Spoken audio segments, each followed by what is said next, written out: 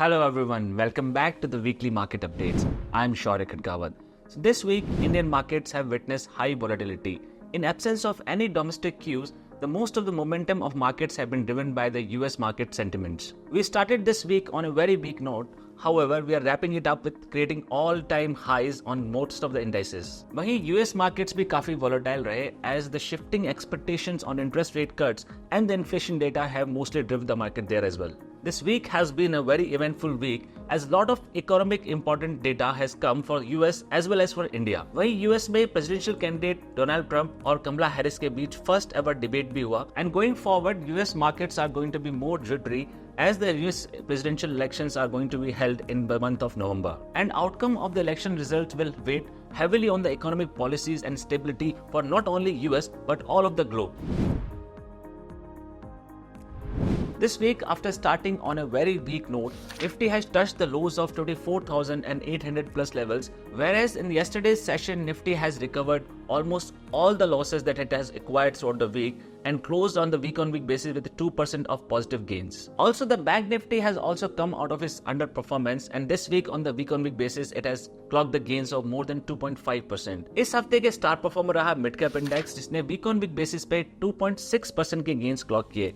While small cap index has also clocked the gains of 1.15%. Yesterday's session was very exciting as it was the weekly expiry for Nifty 50 index and in the last 1 hour of trading, Nifty 50 has covered almost 300 points of rally and clocked the gains of 2% on intraday basis and have made a new all-time high of 55,433 on the indices. The sector which has remained the top pick for the investor this week is consumer durables. This sector has clocked the gains of 3.5% on week-on-week basis, followed by the consumption and media and entertainment. वहीं oil and gas सबसे बड़ा laggard रहा, उसने week-on-week basis में इस sector में 5% से ज़्यादा के losses clock किए. Second number पर रहा PSU banks with 2.5% of losses on week-on-week basis.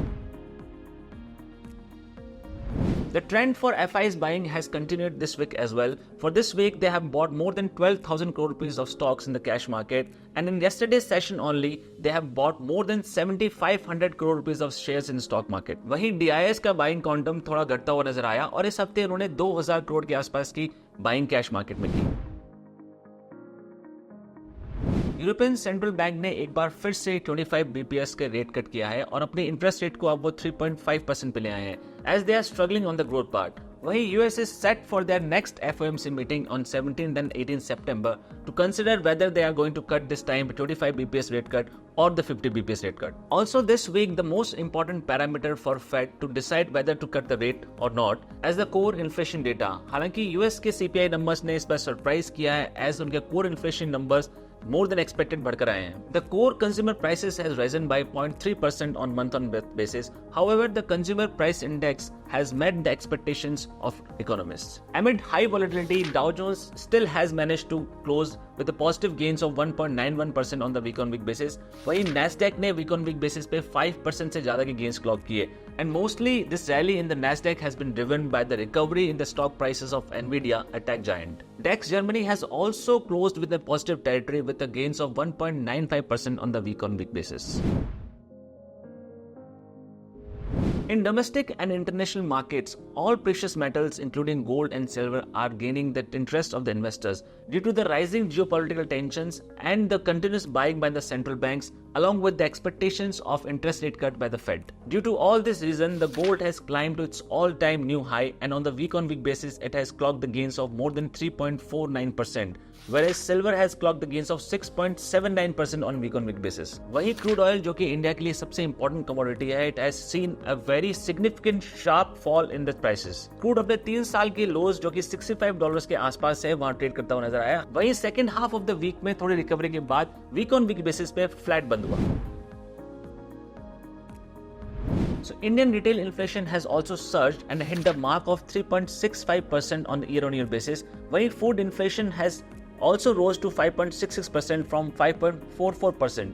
The number are still under the tolerance range of RBI, which is of 2 to 6%. The latest data from AMFI is clearly indicating that the equity cult in the Indian markets is rising. अपनी monthly report में AMFI ने दर्शाया कि equity mutual funds में inflows 3% से month on month basis पे बढ़े हैं। वहीं डेट म्यूचुअल फंड्स में मंथ ऑन मंथ बेसिस पे इनफ्लो 62% से घट कर आए हैं। The central government has announced its new PLI scheme for e vehicles by the name of prime minister e drive for the worth of 10,900 crores, but surprisingly they have left the passenger cars out of the benefits of this scheme. The Reliance Industries, the largest industry of Indian markets, has announced and approved the bonus of 1:1 shares on 5th of September. The most awaited IPO of Bajaj Housing Finance have seen the highest ever subscription in the history of Indian markets. इस public issue के लिए 3.24 लाख करोड़ की beads आई, जो कि Indian GDP के 1% के बराबर है. It has broke the earlier record made by the Coal India in the year 2008, which has got 2.87 lakh crore rupees of subscription.